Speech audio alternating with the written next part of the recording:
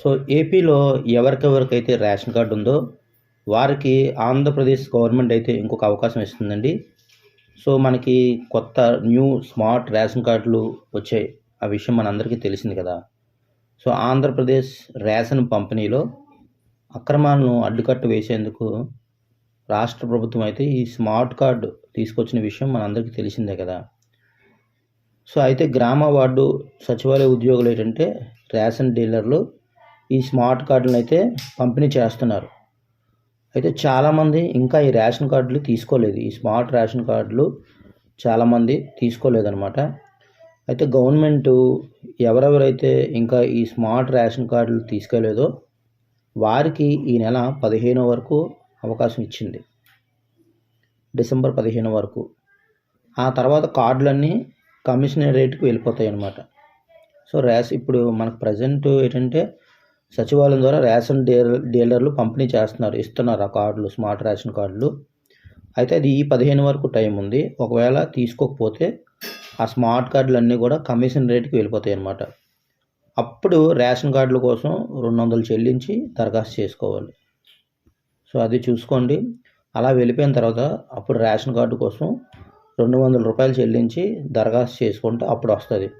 కాబట్టి ఈ 15 వరకు ఛాన్స్ ఉంది.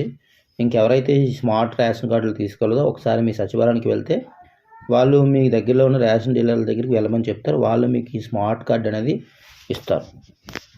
దాని తర్వాత చూడండి, రాష్ట్ర ప్రభుత్వం ఏంటంటే ఇప్పుడు మనకి మంత్లీ రేషన్ ఇస్తున్నారు కదా రేషన్ కార్డు మీద. ఆ రేషన్ కార్డులో ఇప్పుడు కొన్ని వస్తువులు అయితే యాడ్ చేశారనమాట. రాష్ట్ర ప్రభుత్వం ప్రజల ఆరోగ్యాన్ని, మారుతున్న ఆహార అలవాట్లను దృష్టిలో ఉంచుకొని ఇకపై ఉత్తరాంధ్ర జిల్లాలో రేషన్ షాపుల్లో కూడా బియ్యం, పంచదారతో పాటు రాగులు, జొన్నలు ఉచితంగా పంపిణీ చేయాలని నిర్ణయించింది. సో ఇప్పటికే రాయలసీమ జిల్లాలో ఈ పథకం అమల్లో ఉందంట. ఇప్పుడు విశాఖ, అనకాపల్లి, శ్రీకాకుళం, విజయనగరం, పార్వతీపురం, మన్యం జిల్లాలో ఈ సౌకర్యం కల్పించనున్నారంట. కుటుంబానికి ప్రతి నెల 20 కిలోల బియ్యం తీసుకునే వారికి 18 కిలోల బియ్యంతో పాటు ఇంకొక 2 కిలోల బియ్యం ప్లేస్లో రాగులు పంపిణీ చేస్తారు. మేమైతే నిన్న తీసుకున్నాం రేషను.